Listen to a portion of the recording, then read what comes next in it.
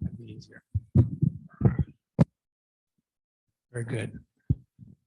Okay, thanks. Thanks for having me here. I always like to start with, first of all, a Gary Larson cartoon. It's obligatory to honor Far Side cartoons, but then to jump into a place is a space with stories, many stories, sprawling novels. Every single place has a whole host of stories. And that's what I want to try to do with you right now, is tell you some of the story of old growth forests in Wisconsin. But first, some caveats. I'm a naturalist, I'm a generalist. My job as an interpretive naturalist and as a writer is to synthesize and bring down to earth all of the research you guys and gals do for the general public, so they can understand all that scientific literature that basically goes over their heads. So my job is to try to increase ecological literacy. And by doing so, I hope to help people fall more in love with the world, because when you love a place, you protect it, right? So it's emotional literacy as well as ecological literacy. So that's what I do. I'm not a researcher. I'm not a scientist. So I don't pretend to be. I try to take what you do and bring it down to earth. So in terms of trout stream ecology and restoration, not my field, but I'll tell you what I know about old growth. Oops. So 3 myths that I want to dispel right away. Number one, that all of Wisconsin, northern Wisconsin, was old growth. Ecologists say 2/3 to 3/4 of the northern forests were mature and old growth, but 1/3 to 1/4 was restoring itself via younger growth by dint of natural disturbance and cultural disturbance. And that's also true today. Old growth is not all old, big old trees. It should be 2/3 or so younger growth coming back in from all of the gap phase reproduction that takes place via wind disturbance, fires, disease, and cultural disturbance. William Cronin, historian from UW Wisconsin, has this great quote. He says, "There's been no timeless wilderness in a state of perfect changelessness, no climax forest and permanent stasis. It's tempting to believe when Europeans arrived in the New World, they confronted virgin land, the forest primeval, a wilderness, which had existed for eons, uninfluenced by human hands. Nothing could be further from the truth." In Francis Jennings' telling phrase, the land was less virgin than it was widowed. Oops, this is a fast little device here. Really fast. So by widowed, he meant, and Ray referred to this, all the diseases we brought with ourselves. And smallpox struck first about 1520 in Eastern North America, following the trade routes. And it was a way of course, harming Native American tribes. But what I found interesting in researching some of these diseases was Douglas Houghton, traveling with Henry Schoolcraft in 1832 in the UP of Michigan, was up in Houghton, Michigan, in that area, and he was administering vaccinations in 1832, 2,000 vaccinations to Native Americans for smallpox. I never knew we had vaccinations in 1830, much less for smallpox. So this made me feel good that at least there was one white European who was trying to help the Native Americans versus remove them. All right. No progress.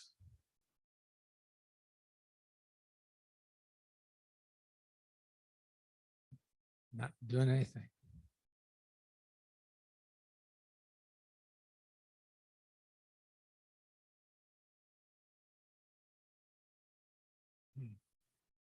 Here we go.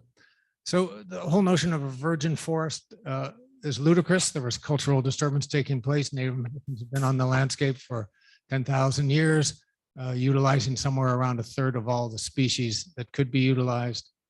And utilizing fire in the Northwoods as well. We think of fire being so much utilized in Oak Savanna country, but up in the Northwoods, it was being utilized significantly. I live up in southern Iron County, and so the Frog Lake and Pine State Natural Area is right across the Manitoush River from where I live. And a fellow named Jed Munier from the DNR cut out a tree cookie out of this red pine right across the river there. You can see that base of that being cut, and he was doing a fire ecology study, and what he found that the tree began life in 1805, and there were fire scars in all those years following. demonstrating to me anyway, the Native Americans in my area were utilizing fire every decade in the North Woods. So Southern Iron County, this is a Lactaflambeau reservation right nearby where I live. Myth number 3 was most of northern Wisconsin was a pinery. 2/3 of it was hemlock hardwoods with some super canopy white pines. Oops. Well, and Ray already showed that map, so I'm going to keep on going. There we go. Jeez. All right, so you already saw that map. Here's David Mlodinow from UW-Madison, went back in the survey records, delineating the density, abundance of tree species. Hemlock was number 1, sugar maple 2, yellow birch 3, white pine 4. White pine only represented about 10% of northern Wisconsin's landscape. So out of our 36 million acres, 20 million were forested. 2/3 or so were hemlock hardwoods, hardwood hemlocks, however you like it. 2 million acres or so dominated by pines, mostly on the sands. So why did we cut it all down? We cut it because it was in the way mostly. And it was the way. It was the way that we built everything, and it was the fuel for all kinds of energy requirements. Look at that happy couple that was there. Anyway, the plow was supposed to follow the axe. That was the vision, was this bucolic Jeffersonian dream, but the reality was what homesteaders were facing right there. So along came the great swarming, a term coined by historian Charles Clark. Locust swarming, I'm sure from the Native American perspective, 1840, the first census, there were 30,000 people. By 1850, 300,000 people. By 1870, over 1 million people were here. 1 million people all needing wood. And so we've all seen these logjam photographs. Hopefully you can see these 3 people hanging out on the logjam here, 2 women in long dresses and a guy in this full suit. I'd love to know the story of what the hell they were doing out there. That's just not something that you easily walk out on in a full-length Sunday outfit, but there they were. 1 river, 1 year in northern Wisconsin. This jam was 15 miles long, 30 feet high. Gouging of the riverbanks, the widening and shallowing of all the rivers because of that huge volume of wood coming through. What are the impacts? You guys would know better than I, but those impacts are still being felt. So what did we do once we cut it all down? We had to burn it. If you're a farmer coming here, if you're a European coming here, and you have to plant potatoes or corn, or whatever you need, and eat this spring, you're going to cut it all down and you're going to burn it instantaneously. So the smell of smoke was in the Northwoods, every day of every year for about 50 years. Fire is the pillar lighting the path of empire on its westward way, said William Butler Ogden, first mayor of Chicago. So the axe was the right hand and the match was the left hand. Stephen Pine wrote a book, seminal book, Fire in America, and he called this time frame the Holocaust fire era. Everyone knows about the Peshtigo fire in 1871, but there was the Hinckley fire in 1894. You can't read this from where you are, but oh gosh, how many people died that? 126. And then the Cloquet fire in 1918, 453 people died. And there were fires, massive fires virtually every year. I love this quote from the Detroit Free Press in 1881. Yeah, if you could, thank you. Because it is the Chamber of Commerce version of how we felt about fires. I'm going to read it to you just because it's so amazing. It says, this is a chance of huge fires went through lower Michigan, upper Michigan as well, that particular year. So now it's a chance for new settlers where the fires have raged, the forests have been killed, the underbrush burned, and the ground pretty effectively cleared. There are square miles and whole townships where the earth is bare of everything except a light covering of ashes, and other square miles where all that is needed to complete the clearing is to gather up a few scattered chunks per acre and finish the burning. These lands are now in such a condition that they're all ready for seeding. The trees, the underbrush, all that's usually in that costs so much toil for the pioneer to remove have been swept away. The rich land is open. There are other great advantages too. The insects and forest pests of the farmer are nearly all extinct. There will be no potato bugs, no weevils, armyworms, very few birds or squirrels. Hallelujah. For several years to come on these lands, there can be no more fires because there's no more brush or swamps to burn. This was a fabulous Chamber of Commerce statement on how valuable fire was in the 1800s and how utilized it was and how it was approved.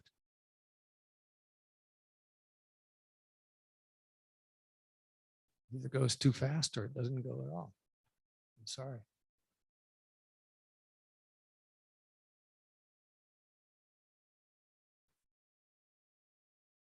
we go. So I thought this was intriguing. The estimates of the amount of timber lost to fire was about 20% in Michigan. Filbert Roth in Wisconsin said another 20% of original pine never made it to the sawmills. And Robert Fry's great book, Empire and Pine, he estimated perhaps more good pine timber was burned than ever reached the sawmills.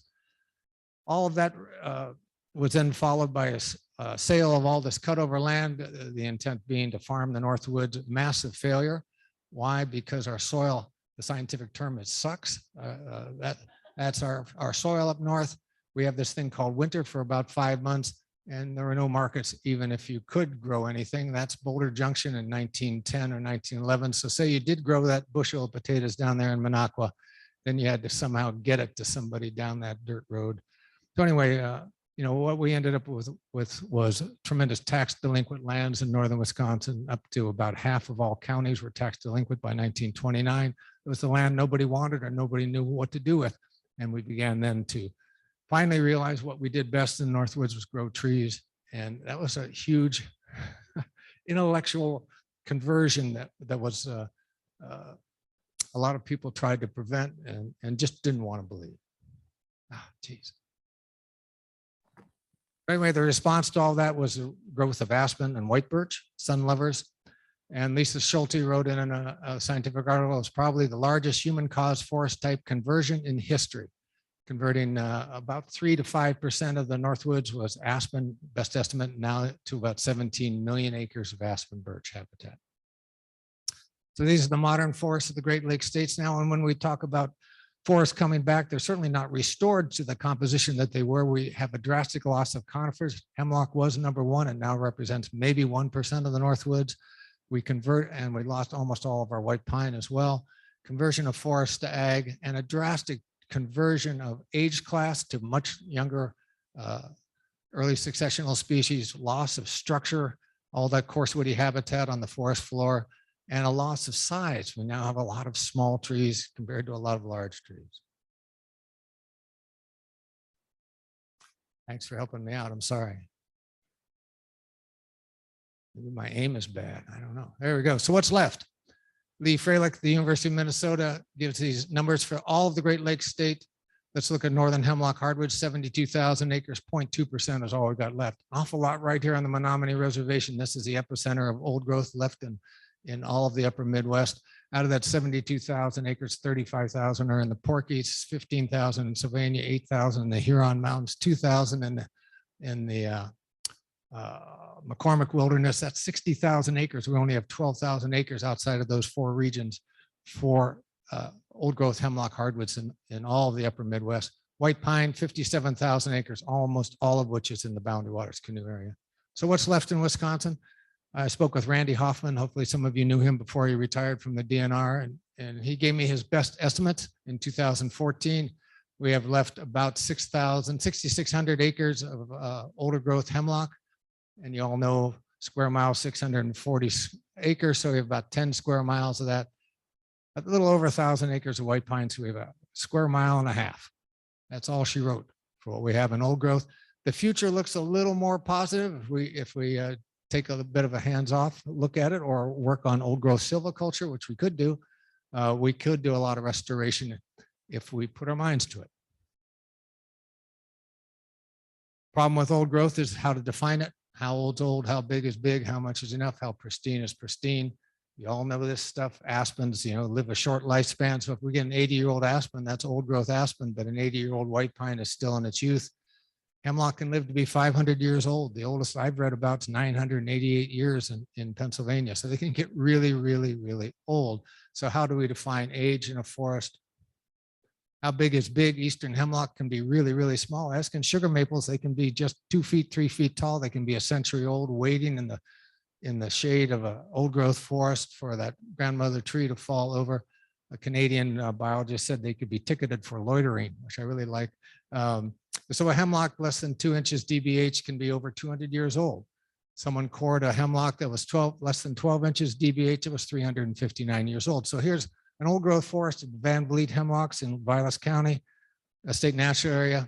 Those hemlocks are probably 200 to 300 years old, and they're small. They're maybe 16-inch to 18-inch diameter. You just can't age trees by size. How much is enough? This is one big white pine in the yard of a B&B in Bayfield County. It's a 48-inch diameter white pine. We stopped there and asked, it was a fabulous white pine. I said, boy, do you know anything about it? Yeah, here's the picture. It was planted in 1896. So at that time, it was about 115 years old when we stopped. Is that an old growth forest? Could you have one big white pine? Of course not. How many big trees do you have to have in order to call it an old growth forest? And then how many acres do you have to call it a forest community? Oops. And then the other issue is how pristine is pristine. Nothing's pristine. Nothing is virgin. Everything is disturbed by human beings, period. Acid rain, climate change, introduced species. Native Americans have been here for 8,000 years. They've been disturbing the forest. Is it okay for some grazing? Is it okay for some logging? Is it okay for some gathering? How much is permitted before any of you who may be a forester would be willing to call the forest that you're in old growth, under large quotes? DNR issued a handbook in 2006. Has anybody ever seen the old growth and old forest handbook of the DNR? I'm just curious, because no one has. It's a fabulous handbook, loaded with scientific research, lengthy. I used it a lot in my research for my old growth book.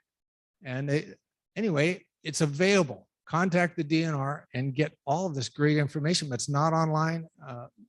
And I don't want to be a political skeptic of why it's not online, but anyway, it's not there, but it does exist. And I highly recommend you get it. The DNR describes 3 different types of old growth: relic forest, remnant forest. Basically, number 2 is an old growth forest defined. I love this definition: relatively old and relatively undisturbed by humans. What's relatively? And number 3 is an old forest. It's older than the typical managed forest, but not biologically old. It's beyond economic maturity, but not senescent. Chequamegon National Forest defines it as a community with dominant trees at or near biological maturity. Age and structure varies with species and site, of course. They're sometimes characterized by multi-layered. They should be always characterized by multi-layered, uneven age and size, class, structure, and a high degree of compositional and structural patchiness and heterogeneity, and significant amounts of woody debris and tip-up mounds. So in the 2004 plan for the Chequamegon National Forest, they show that trees over 150 years old, about 0.8%, less than 1% of our national forest, which is 1.5 million acres, is over 150 years old. Lee Freilich says there is not and never will be a biological definition of old growth. Since old growth is a human construct, it is what people say it is, and that varies among political jurisdictions.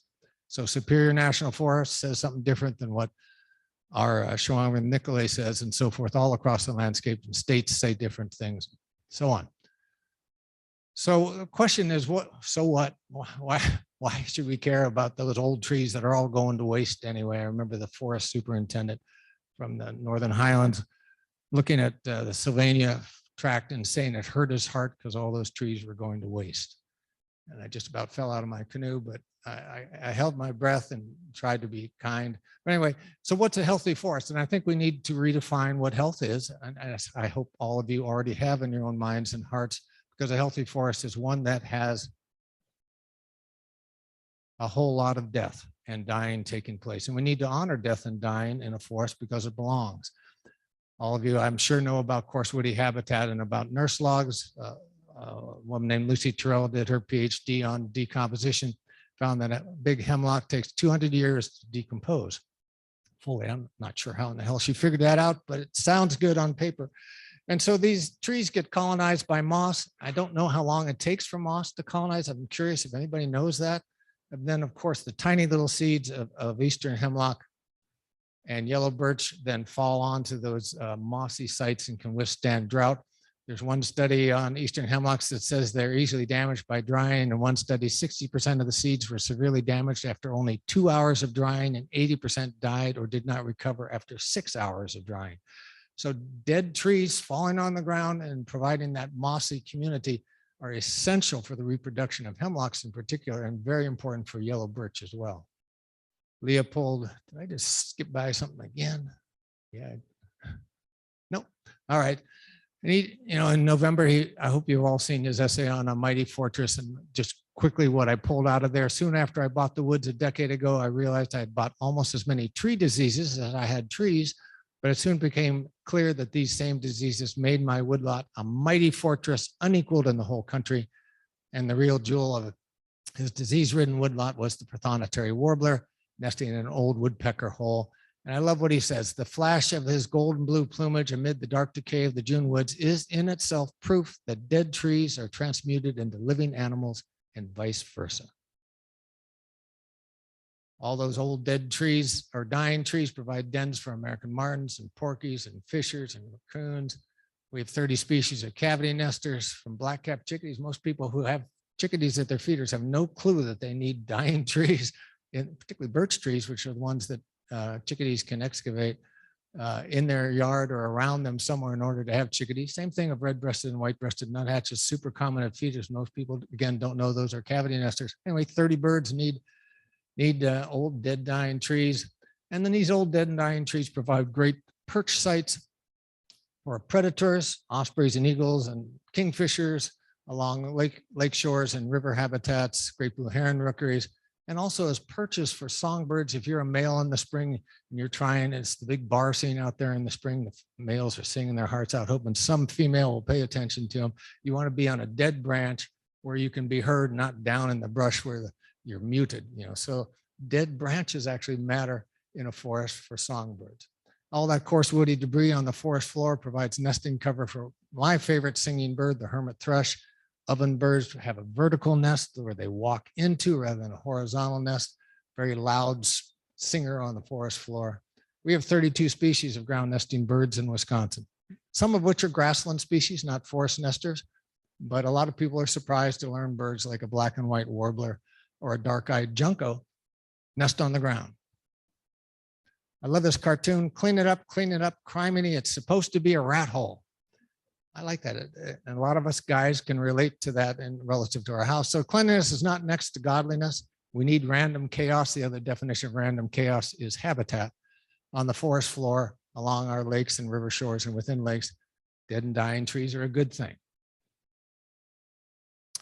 I'm going to skip this UW Trout Lake study. I want to honor Ellen's time because I think you need to hear more from her, way more than you need to hear from me. But the values of old growth are scientific benchmarks. They're the gold standard for what God and nature, and evolution, however you want to parse that, meant the world to look like, right? This is the epitome of the apex of evolution over, it's 20,000 years since the last glacier has been here. Nature's had a lot of time to figure it out. So wouldn't we want to look to old growth sites as a model for how we should mimic our management? All that diversity of ecological, how'd that happen? Where'd we go? There we go. All that diversity of plant and animal communities. It's a genetic repository. These are our fittest trees. They may be our luckiest trees. I'm never quite sure if maybe they just didn't get cut and got lucky, but they may also be the healthiest trees, and we ought to be collecting their seeds because we're in for a hell of a ride now with climate change, and we better have seeds from trees that are the fittest possible. Ecosystem services provided by old growth. Ellen will talk all about that, I am sure. Recreational aesthetic values and spiritual values. Spiritual values are really important, and I don't think we should minimize them. I read a piece on beauty by a woman, and she said beauty is not optional. And I think that's really interesting. Beauty is not optional. Where I live in Southern Iron County, there's 2 million people visit every year coming up to our way, and the people who live there didn't go there to get rich. They came there for beauty. How important is beauty? All of you got involved in your profession out of love and for respect and desire to be around beauty. Maybe that's a big assumption on my part, but I'll bet that's the case. And you do the science to support that love and be a part of that beauty. Economic, we can do big tree silviculture. It's done the best in the entire world right here in the Menominee Res. And then I would suggest that the values can also simply be innate. This is creation, however you want to define how it got here. And maybe we ought to honor a little bit of creation more than 0.2%.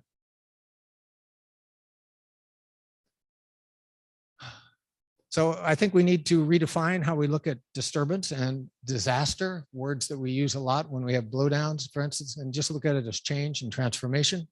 as a neutral phenomenon, really hard to do. The mind and heart don't always agree on such things, but too much of a good thing is a bad thing, from ice cream to medications to windstorms. But by and large, these large natural events are good things. So we need to perceive change differently and see it and overall health of a forest as an elegant complexity.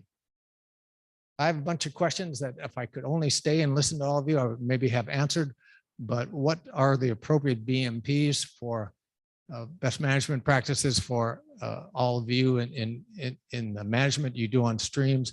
What's the ideal composition of species wherever you are, and the age classes and the abundance? When I talk to forest ecologists that are way smarter than me, I try to pin them down. I say, okay, we only got 0.2% left. What should we shoot for? Should we shoot for 5%, 10% old growth? It used to be 67 to 75%. What should we, where's it at? Nobody will answer me. It's really interesting. Nobody wants to commit to a number. And of course, it varies from site to site. So I can get why they don't want me to quote them and put them in some of my writing, but it would be nice if someone said, you know, what we really should shoot for is 5%. That would be fantastic compared to our 0.2% of hemlock hardwoods. And what should be the composition and density of coarse woody habitat, and what are the variables that impact that? Up north where I am, we're having some controversy with the DNR cutting too close to lakes. Here's Upper Gresham Lake. Look at how much they left along the shoreline. One row of conifers. And we all know that most of the biota in a lake depends on the riparian zone and the littoral zone for survival. We all know that. So why in the world is the DNR cutting so dang close to our shorelands? I don't know if that's occurring on trout streams. I'd be really curious for you guys if that's happening as well. Just get out the cut and maximize profit. I worked as a carpenter. I burn wood. I'm fully in support of logging, but not this kind of logging. So what is curious to me is how complex buffer widths are.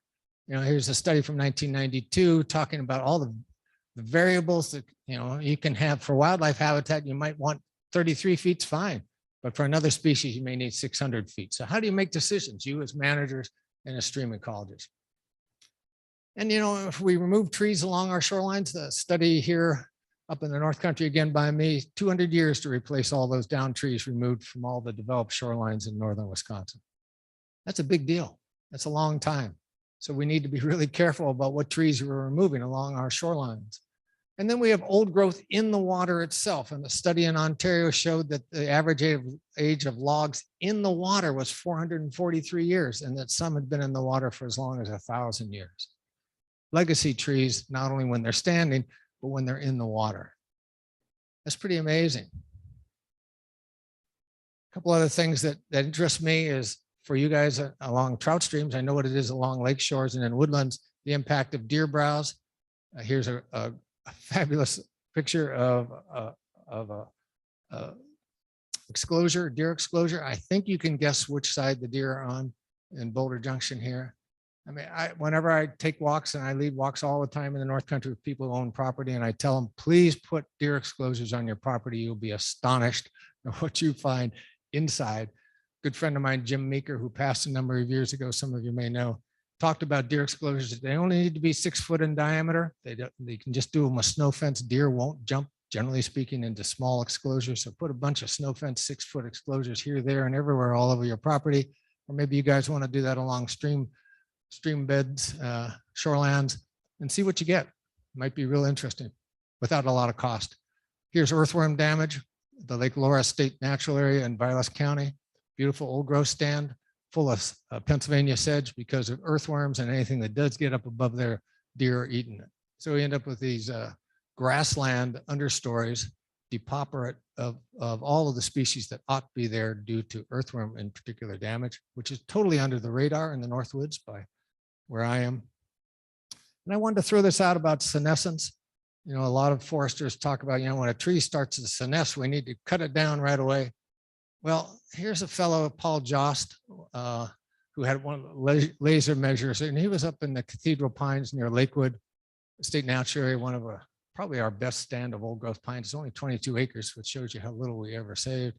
But he measured the biggest one there in 2010, and it was nearly 155 feet tall.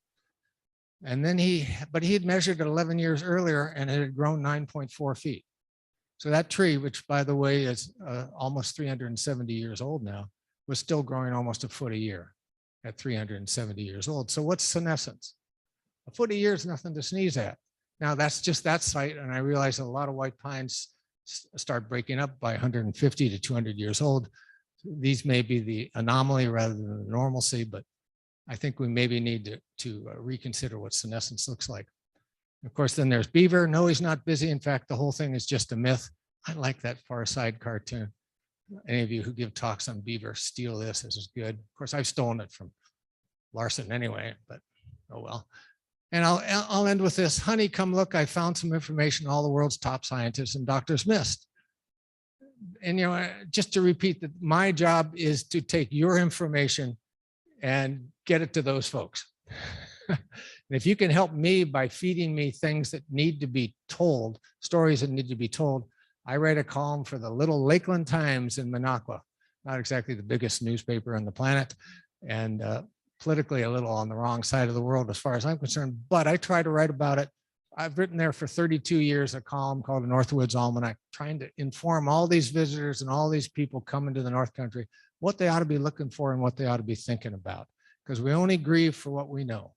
We only grieve for what we know. And without ecological literacy, without all the information that you guys have being brought down to the general public, you know, you're just a dusty tome on a shelf. And we need to somehow, and you're acutely aware of it, I'm sure, need to get it to the general public.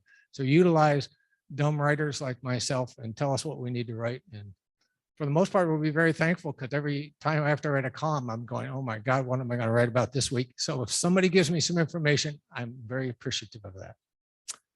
Here I am lost again when I was doing this particular book for old growth forests. There were 100 that I listed in the book, 50 full maps, and it's a great book, to tell you the truth. I'm very, very proud of it.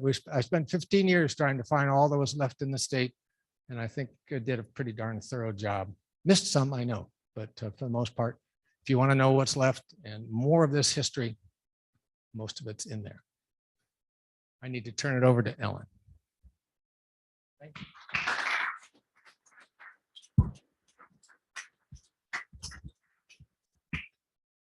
Thank you very much, John. That was marvelous. Tremendous amount of information there. We have time for a few questions, perhaps. Any questions or comments? Well, I just wanted to point out one small thing that he touched on that was on the maps that also that he and I showed. The small amount of pine forest that was originally in the state, but for many people, the North Woods was called the pinery, and they went up and logged it. That's a misconception that a lot of people have, that anything with needles on it is a pine tree. Most of it was hemlock, and people didn't make the distinction, and that is still so. I learned in plant ecology class from John Curtis, the fellow who wrote that book I referred to, that at first people thought almost all of the North Woods was pine, because the only way to get around in the North Woods was on the waterways, and where there were rivers, there was enough light for the white pine to grow. So that's mostly what they saw when they were traveling through the state in their canoes.